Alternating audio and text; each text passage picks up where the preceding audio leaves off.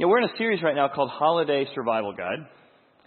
And we're talking about why did Christ come from heaven to earth? Is it for us to do more, or is it us to be more? And every Christmas we come up with a to-do list of all the things we need to do. We've been challenging ourselves to come up with a to-be list. How can I be more joyful, be more patient, be more compassionate? And today, in the lighting of the candle related to love, what would it look like for us this Christmas to be more loving? To give love toward other people in the same way that God gave love to us at the Christmas season. It's interesting. It's easy to see the kind of love where people love or buy gifts for their friends or family. Right? That's natural. That's normal. It's not strange. It's not earth-shattering when you love your spouse or when you love your kids or love your friends.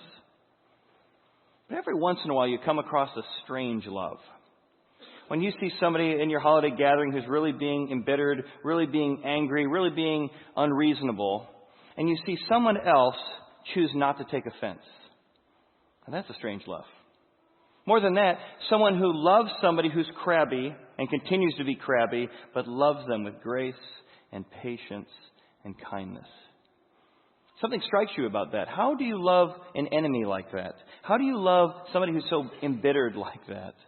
How do you love someone who seems so entitled? How do you love somebody who seems so unthankful? And it strikes you that this season, I don't want to just try harder to be a little more loving. I need access to the strange kind of love from God that allows me to love the strange people who are in my family. The strange people that are in this world. And here's the amazing thing we're going to discover today as we look at the lives of Abraham and Sarah and how it plays out up into Christmas time, is that this idea of giving to strangers is a powerful concept. And what we're going to discover today is that it may seem strange to give to strangers, but when you give to strangers, it develops a strange kind of love within you. An other-centered kind of love, an others-focused kind of love. And again, not just giving love to those we like, that's easy. To those that believe the way we believe or think the way we think, but people who have strange habits, like Aunt Patty. People who have strange ways of communicating, like sometimes your spouse.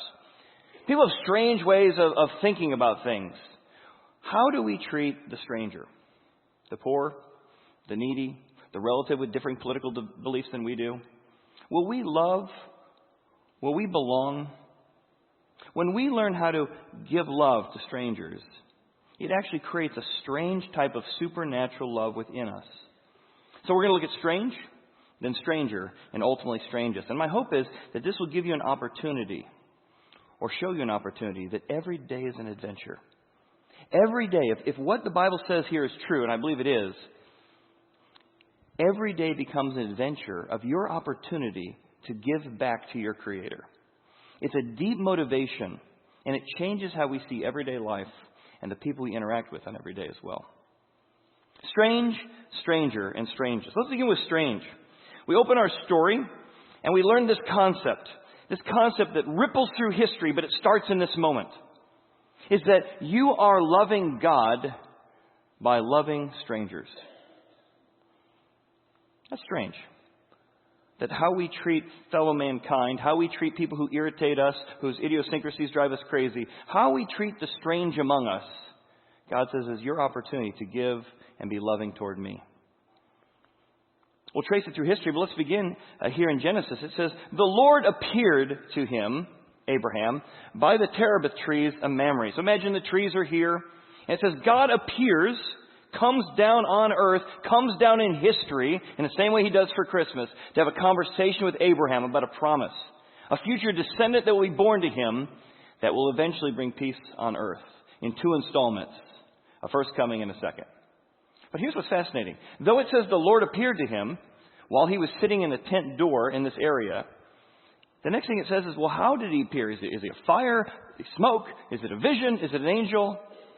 It says, no, God appeared as three men. Three strangers. Three human beings appeared.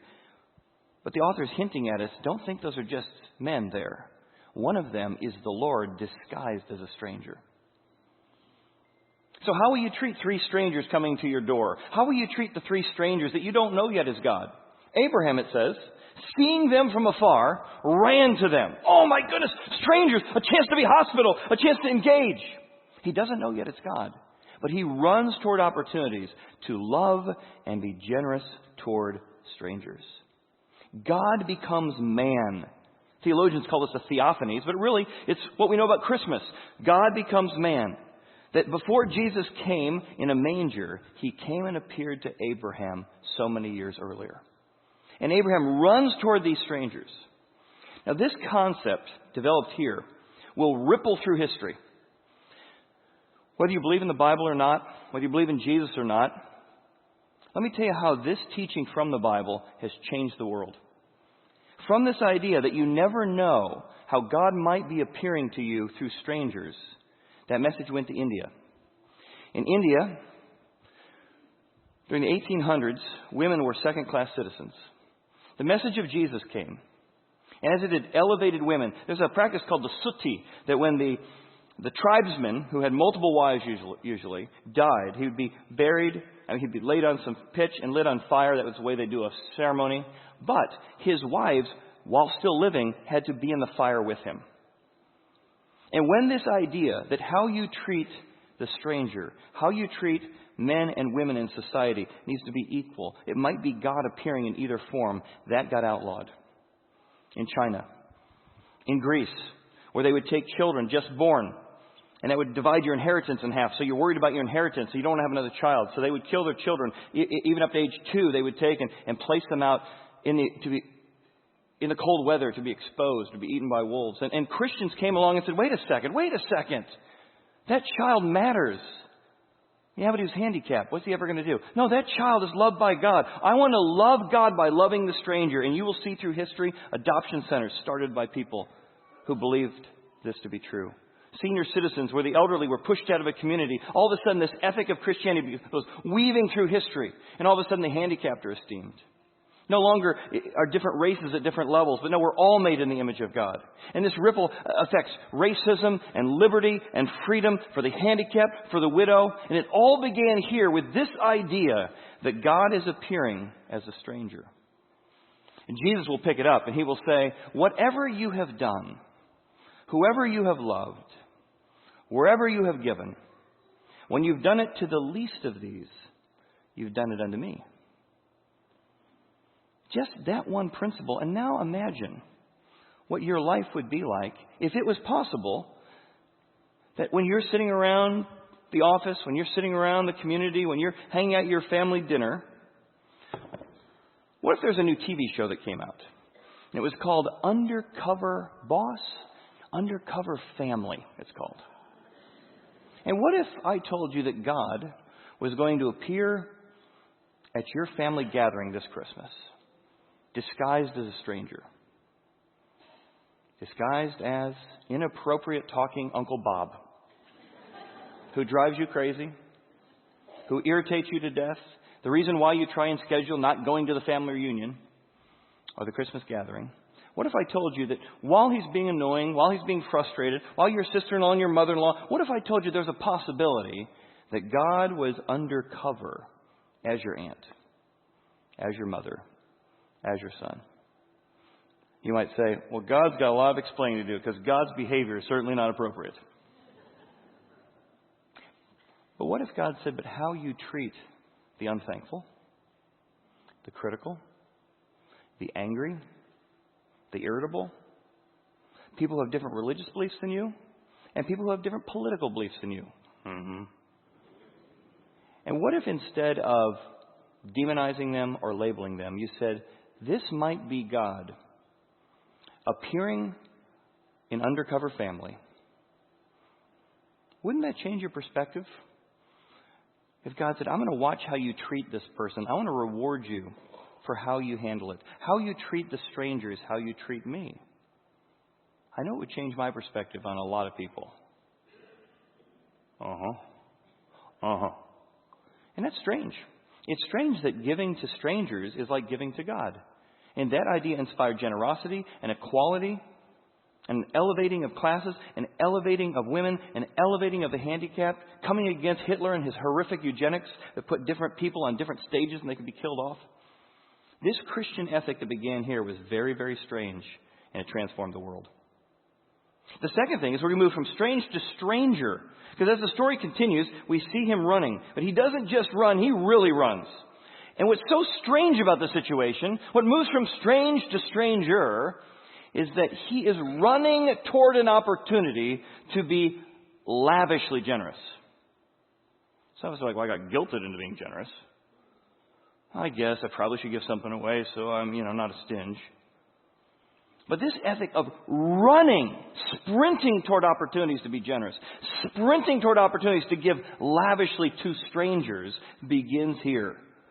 Now, Lord, if I have found favor in your sight, he says as he runs over, do not pass by your servant. Don't stay here for a night. I want to give hospitality to you. I want to care for you. I want to love you. I want to wash your feet. Please let a little water be brought. Wash your feet. Rest yourself under the tree. I will bring a morsel of bread that you may refresh your hearts. And here's him caring for the poor. I want to wash your feet because in those days, with sandals really covered in dirt. I want to wash you. I want to feed you. I want to have the best customer service you've ever seen. Please don't go to another village. Stay here so I can care for you. He doesn't know it's God yet. He is simply loving on and caring for 3 strangers that came under the tree. But you see, he ran toward it. Now we say, okay, what's the big deal? He ran toward it, I guess. And notice he says, I'm just going to give you a morsel of bread. How much is a morsel? Doesn't sound very generous to me. Wait till you see what a morsel and what a small token of hospitality looks like to him. Let me go to the next verse. I'll give it to you before I tell one part of the story. So Abraham hurried into the tents. Oh my goodness, they said they're going to stay. He rushes back. Honey, we got company tonight. Like, I've had this conversation. Why didn't you tell me in advance they were coming? I would have washed the place. I would have cleaned up the place. Look at him. He rushes to her and says, Sarah, quickly make ready 3 measures of fine meal. Now, when you think morsel, what do you think? I think, here's a morsel. It's good to have you here. I hope you're not staying long. Ben Franklin said, visitors like fish. They stink after 3 days. You're starting to smell fishy to me. 3 measures of fine wine. Remember that term, 3 measures. It'll be important in a second. 3 measures is 60 pounds. A morsel that he was offering these strangers was, and Abraham was extremely wealthy. I don't want to just be generous to the stranger. I want to be lavishly generous. It's just a morsel of everything God's entrusted me with. 3 measures of fine. So they make it. They prepare it. They give it to them. And what happens? Abraham says that's not enough. He ran again to the herd. He took a tender and good calf. Here's a father running. A father slaughtering a cow to celebrate having somebody come into his home. Does it make you think of anything? A story Jesus told? A father who runs, a father who gives, a father who's lavish. He slaughters the calf, the good calf, gave it to the young man, and he hastened to prepare it. He's preparing it right there before him. And he took butter and milk and the calf which he had prepared and set it before them, and he stood by them under the tree as they ate. And here they are enjoying a meal together. Lavish generosity that he ran toward. Now, it doesn't strike us that it's a big deal that he ran. I got a chance in 2012 to visit in Israel. And there's still, in the Bedouin community, several very patriarchal communities that are very much engaged in the culture of this day, even to this day. So we asked the question, we said, is it typical for middle-aged men in a patriarchal society to run? No. I've never run, he said. Like, never? No, very undignified. As a small child you can. Once you become a man, men don't run. Well, what would it take for you to run? If it is embarrassing in your culture, if it goes against your patriarchal society, what would it take for you to run towards something?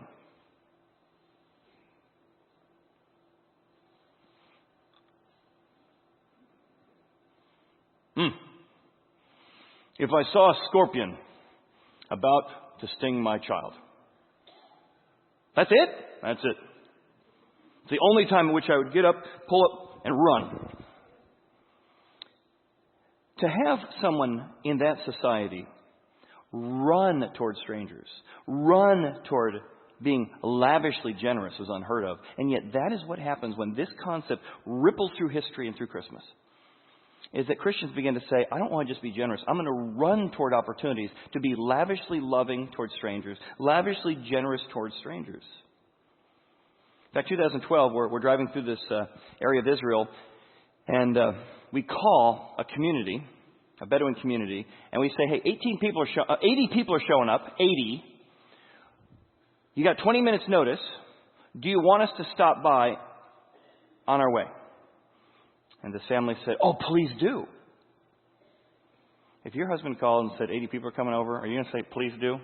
How about next month? How about never? They said, we love that. We show up. They throw the door open. Family comes out and embraces us. As we come in, they prepared a meal for us. And it was such an honor to be chosen. Their youngest daughter came out, and she sat down with a mat. She had a fire going, like an upside-down stir-fry. The fire was now going with a metal lid over top of it. Then she begins to not prepare the meal outside of our presence, like we do as Americans, hide the mess in the kitchen. They prepare it right before you. She made the dough. She rolled it out, and she rolled it out. And said it was a great honor for her that she had been chosen to be the one that could prepare the food for strangers. She took the piece of pita, I guess she bought like a big pizza roll. She flips it on top of the stir-fry.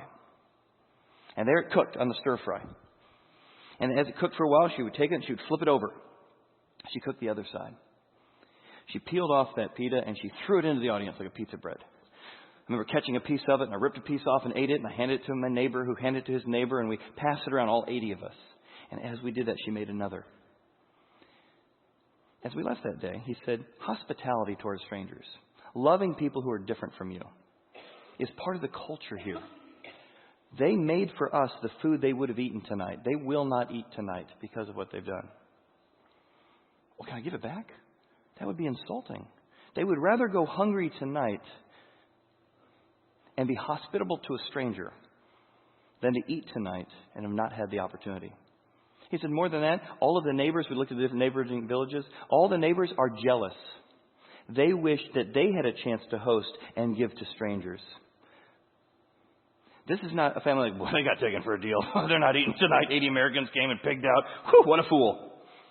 Now the neighbors are like, I wish we could have run toward that. And so here in the story, we see a patriarchal Middle Eastern man running toward an opportunity to be generous with 60 pounds measures of wheat to these strangers. Now we come to the New Testament, where God will again appear as a man. In the book of Matthew, look what it says. It says, the book of the genealogy of Jesus Christ, the son of David, the son of Abraham. This son of Abraham was the promise that God would bring a forgiver, a lover with a new kind of strange love. A stranger love that loves not just the Israelites but Gentiles as well. A stranger kind of love that would actually die for the Romans and look at people crucifying him and say, Father, forgive them, for they know not what they do. It's strange stuff. It's a strange kind of love. It's a generous kind of love. And while before he appeared as three men under a tree, now the angel of the Lord appeared to him in a dream, Joseph, saying, Joseph, son of David, do not be afraid to take to you Mary your wife. For that which is conceived in her is not just a baby, it's not just a stranger, it's God himself dwelling in her and among her. Jesus is born. And many people, like these strangers in Abraham's story, don't recognize him as God in the flesh. They just think it's a strange story of a man born in a small little town called Bethlehem. And yet, Jesus one time asked, hey, what's the kingdom of heaven like? What's this message all about that you want to do and that you come to earth to do? And Jesus says, oh, you know what the kingdom of heaven's like? It's like a piece of leaven that you put into some wheat. How much wheat does he choose? The kingdom of heaven is like leaven, which a woman took and hid in, there it is again, 3 measures of meal until it's leavened. It only takes a little bit of leaven to transform an entire piece of pita, an entire piece of dough. In the same way, I've come to bring a whole new ethic of generosity and forgiveness and love to the world. And just a little bit of this new message, just a little bit of what I've come to say, and it can transform the whole loaf. But he could have picked any number, 2 measures, 1 measure. He specifically picked 3 measures to remind us of where it all began. when Sarah chose to be lavishly generous with 60 pounds of flour to strangers as a way of giving to God. And God says in the same way, you can in your culture, in your neighborhood, and your family be the leaven. When everybody else is crabby and arguing, and you can have grace towards strangers. You can have love towards strangers. You can care for those who are not like you. And Jesus will eventually tell a story of a prodigal father. The prodigal son, but it's really about a bad Middle Eastern father who runs, oh my goodness, he's running toward prodigal sons and embracing them and slaughtering calves. Because Jesus is talking about the story of Abraham and Sarah. Now, many of us are skeptical. We got doubts about the Bible. We got doubts about Jesus. We got doubts about lots of stuff. But even if you doubt those things, let me tell you, if it was true, I think it is.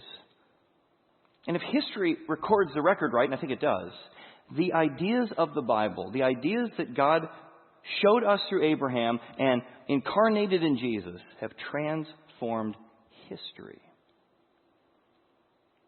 I heard the story of a guy, listened to the story actually of a guy named Jerry Grant. Jerry is was a skeptic, agnostic, married to a woman who had faith. He appreciated the differences. But something happened one day when he began to wrestle with, what if the Bible isn't just a story? What if it's a story of truth? And notice what happens when the idea that God would be generous to him begins to implant his heart. He begins to change from the inside out. Let's watch. I was born in Wembley. In the early 60s, as a family, we had very little or no money. So I didn't dream big dreams when I was a child. Life at home was tough. My parents were divorced when I was 3. I'm dyslexic. I can't process sounds, so school was a struggle. So I guess as a kid, that's most of life. But I'm not dyslexic with numbers. Numbers were really clear. Starting with no cash at all, money was everything to me. When we started the business in 1981, I had no idea about the toy industry. A toy shop came on the market in Amersham. We managed to convince the bank that we were a good bet. Gary has always been well known for being very enthusiastic, driven, I guess, to succeed. Success was a main goal. Making money, bigger and better things was really the only objective in being in business. So in 10 years we had 3 shops, and now 35 years later we have 120 stores and several franchises around the world. So in the first 10 years of being in business, I'm not sure we had too many company values. I think it was all about making money.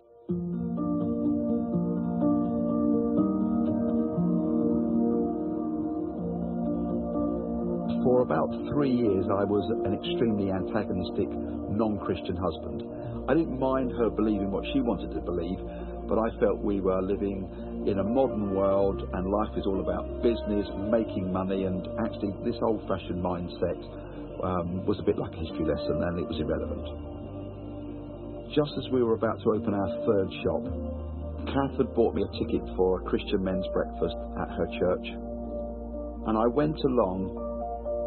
And the speaker at this men's breakfast was just talking about a relationship that you have with Jesus and how the Holy Spirit can influence our life, guide us, can turn situations around. And I sat there with disbelief thinking, well, if any of this is true, there must be something in this.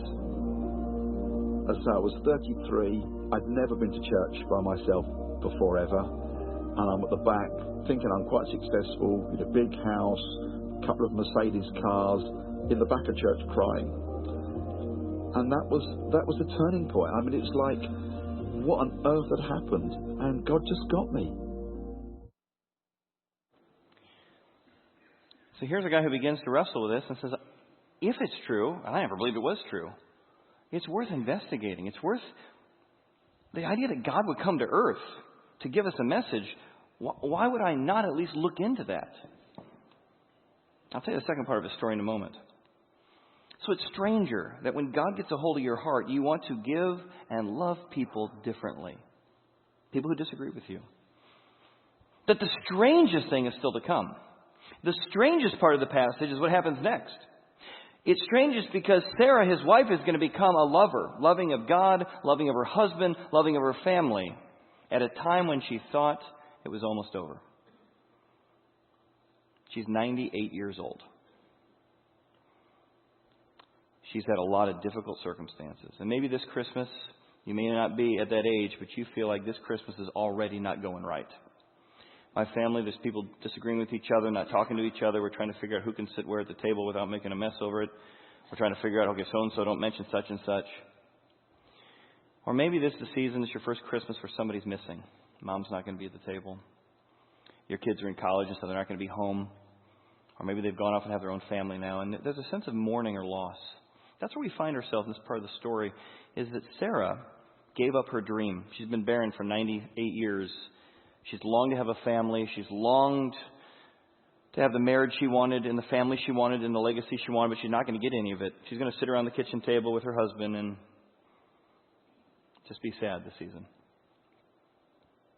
And yet, as Abraham runs with his 60 pounds of flour, and they begin to eat together, it's there that God then, through this angel appearing as a man, speaks to him and says, God has a message for you, Abram. What is it? By this time next year, Sarah wants to know what they're talking about.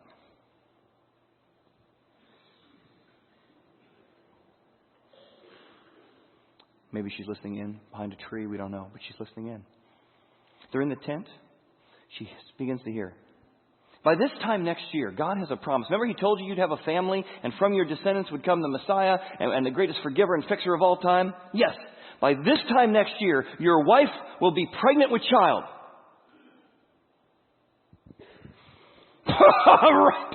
Right. I'm going to be pregnant. That's kind of a dark voice for Sarah, isn't it? Oh, I'm going to be... This cynical laugh comes out of her. This dark laugh comes out of her.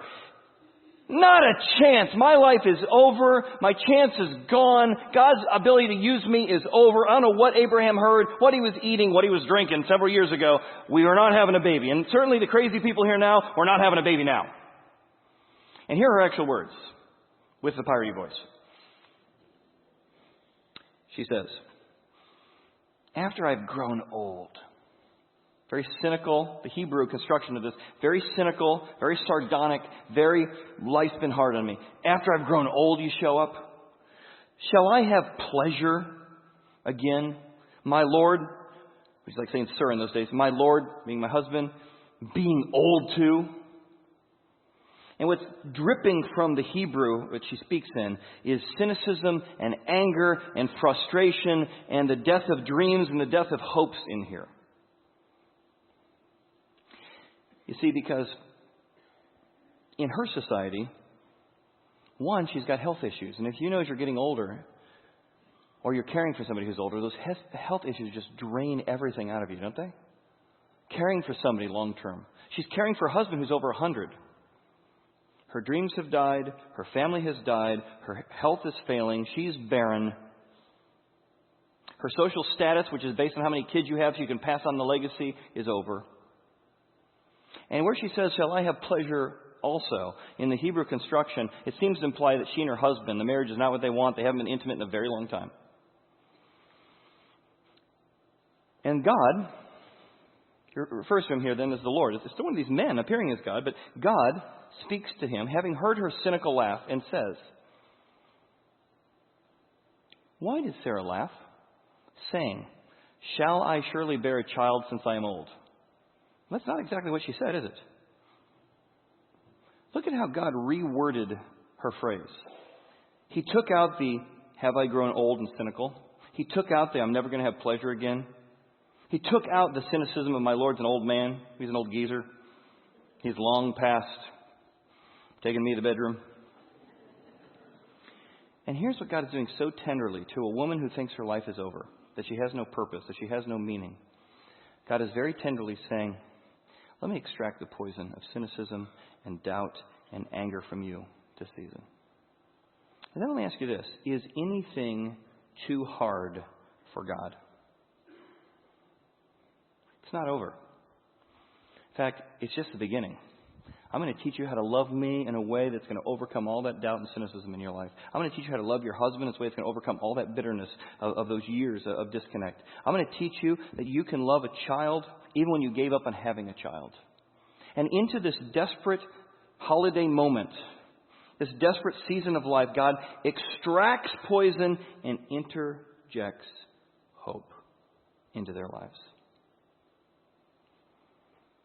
And Sarah becomes one of the people mentioned in the book of Hebrews as somebody we should look up to.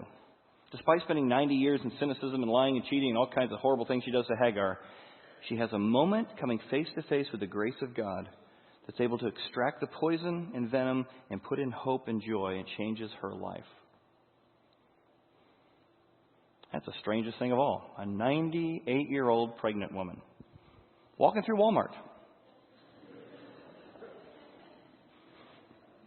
Pampers? Depend undergarments?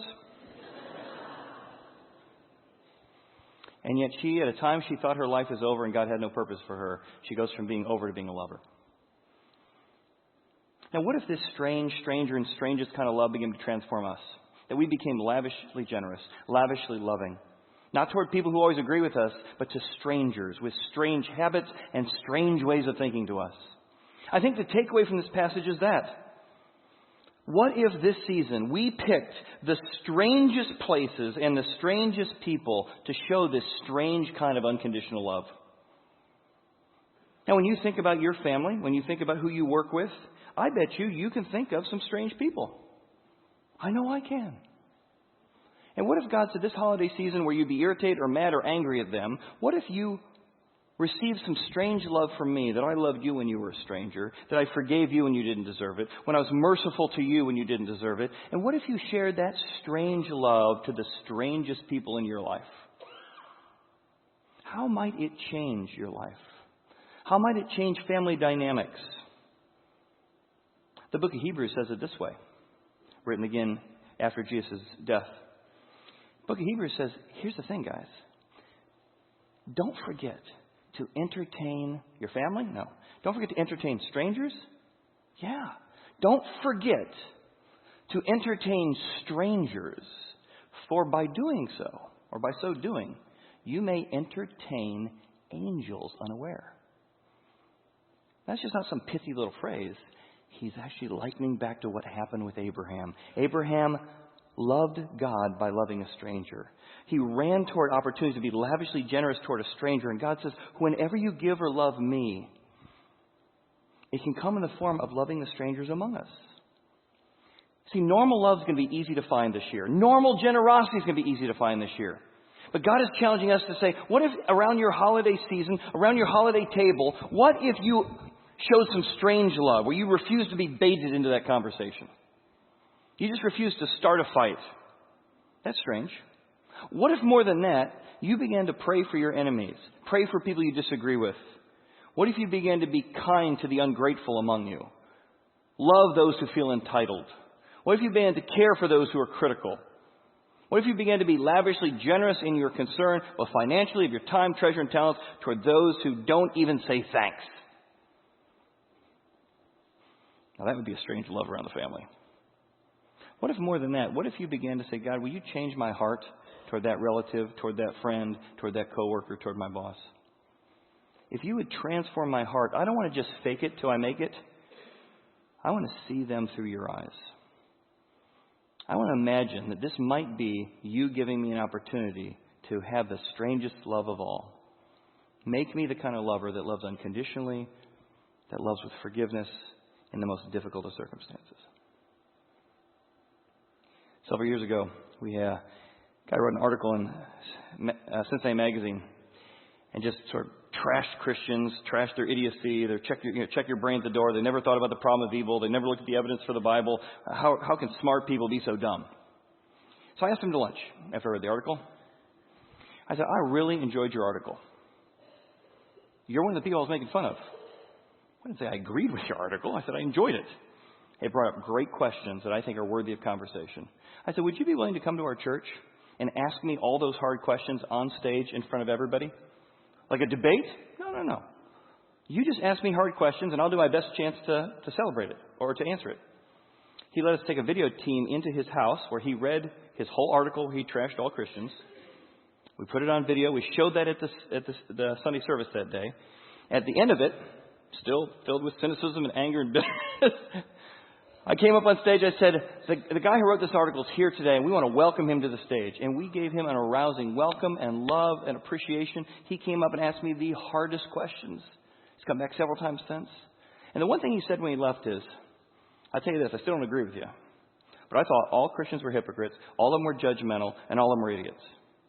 I felt so warm and so welcomed by your church and by you. A lot of pastors wrote letters to the editor about why I was wrong. Nobody paid for lunch. And nobody was respectful or empathetic. How we entertain strangers is how we entertain God. Let's go back to Jerry. Jerry begins to wrestle with this idea of Jesus, being in a relationship with him. He doesn't become less driven. He doesn't lose his edge. Quite the opposite. Notice what happens is that Jerry begins to say, I want to be the best businessman I can, and I want to rethink all of what I'm doing through the lens of how can I inspire the people I work for, the people who are customers, the community I'm in. How can I be lavishly generous and loving through my company to the world around me? And look at how he transforms people's hearts in the same way that God had transformed his. Let's watch. When I became a Christian in 1991, we had to look at this whole area of company values. How were we going to treat our customers, our suppliers, and our staff differently? And how could I put into play on an everyday basis what I now believed? It completely changed the way I approached business. When Cass suggested that we ought to consider giving, that was a bit of a challenge. As a person who grew up with nothing, the concept of giving money away, that wasn't on my radar. The thing is about money, it's probably the one thing that we might want to hold on to the most. And when we can trust God and we can start to see the joy and the difference that money can make, actually once you start, you just keep going. It's almost as though life opened up. It just became so much more exciting. I knew that generosity was part of my spiritual journey. We want to be really intentional about our charitable giving. And when our company budget is put together every year, we have an expense line called donations. But it's a built-in cost. Rent, rates, labour, they're built-in costs, so are donations and charitable giving. I felt that it was important for me to try and facilitate wider generosity. And we introduced, about 5 years ago, payroll giving. Payroll giving is a way for the staff in the business to give money to charity through their monthly wage packet. And maybe this is the first time they've ever given to a charity on a regular basis. I wanted to encourage my staff to be generous. So I made a decision that we would match their monthly donation to a charity that they chose. And today, 45% of the Entertainers staff give monthly to a charity of their choice. I think the business is a great opportunity to show generosity, and I think if people see it, they can see that it's actually quite easy to do, and once you encourage people to get on that journey, then they want to join in and they want to do it. Would you like to donate 40 pence to Great Ormond Street Hospital? It's green for yes, red for no. One of the most exciting things we've launched at the Entertainer is Pennies. Pennies is an amazing charity that we run in store. Basically, customers come into the store, they make a purchase. If they are using credit cards, we offer them the option to round up to the nearest pound. That money actually then gets donated to, for us it's Great Ormond Street Children's Hospital. Something set up that's so easy, they just have to hit one button and that's it, they then become part of generosity. The average donation over the last 4.5 years we've been running Pennies in the stores is 39p. But it's added up to an unbelievable £1.2 million. And the most amazing thing is, customers in the shop compliment us for doing it, and yet we're taking their money off them. It is amazing. When I look back at my legacy, will I be more proud of the business that we've built, the money that we've made, or the people's lives in which we've been able to impact?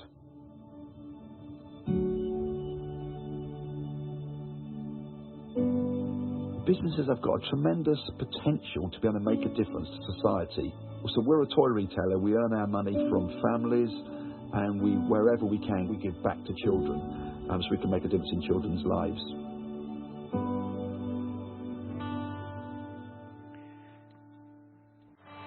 You know, it is hard to give away something you don't have. And yet God says, the takeaway right now, you're thinking, this is the big plug. This is what you ask for money for the church. No, the plug is get close to God. When you get close to God, His attributes flow through you. If you've run out of patience, get close to the God who's the source of patience, and you'll have access to some more for some relatives. If you're having trouble being generous and loving and patient with other people, get close to the God who is generous and loving to other people. And then ask yourself, like Jerry did, what would my life look like? What would my influence look like? What would my business look like? How would it affect my values, my relationships, my pocketbook? So I'm going to close this in prayer, but here's my prayer. That you would get close to God and He would give you what you need to transform the world, starting from this place and this moment today. Father, thank you for this great chance this morning to reflect on your love and your generosity. God, I ask that you would continue to come deeper and deeper into our heart as we kick the tires on doubts and questions. God, that we could be part of your grand story of transforming the world with the kind of grace and tolerance and humility and generosity that the world has never seen before. And we ask this in Jesus' name. Amen. Thanks for being here today. We appreciate it. If you did come prepared to give us some offering boxes. And if you want to give to our giving tree, there's a giving tree with some families out by the fireplace.